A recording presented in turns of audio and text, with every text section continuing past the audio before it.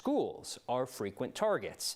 And the people tasked with protecting them gathered in our neck of the woods today. The National Association for School Resource Officers has its national conference in Aurora this week.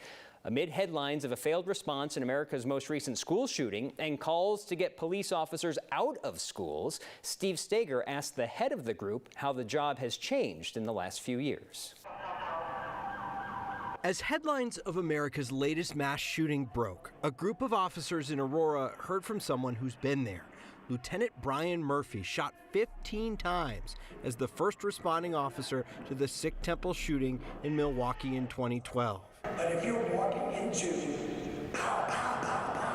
He's training these school resource officers on use of force. You're hearing a small context of the training. DJ Sheff is the president of the National Association of School Resource Officers, in town this week for their annual conference. In town at a tough time for school resource officers, with calls to remove them from schools and the recent botched response to a school shooting in Uvalde, Texas. There's a lot of media, there's some social media, there will be some groups that will, without good knowledge, without good information, just based off of emotions, may choose to say we shouldn't have a police officer. Sheff acknowledges that some SROs have been problematic. The problem is we put a blanket policy over everyone, right? If one thing happens, and it's tragic, and most of the times if those tragic things are happening, we're screaming, this is bad, this is not good.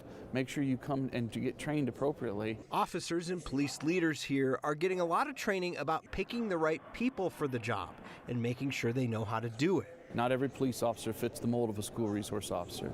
So we encourage and we have recommended practices on how do we select those individuals. And then we want to make sure that we specifically train them in the role of a school resource officer, working with adolescent brain, working with special education, diversity, de-escalation. A major theme here this week is to educate the public about what an SRO is supposed to do. Oftentimes people think that our mission is to go in and arrest students. In reality, our goal is to not arrest. We don't want to be arresting kids. We know that there's trauma that is involved with arresting our kids. Recruitment is also an issue here. Sheff told me that it is an issue with all law enforcement jobs, but he does say they hear anecdotally that a lot of people drawn to law enforcement these days say they got that idea because of a relationship they had with a school resource officer.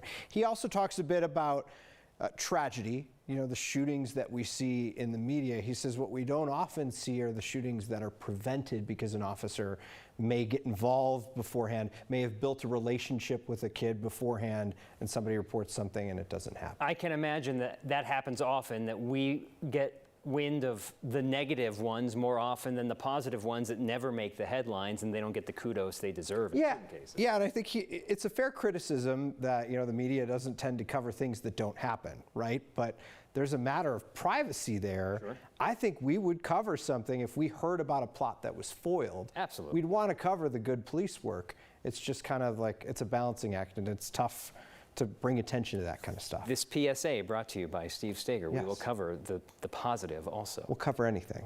Thanks, Steve. Thanks.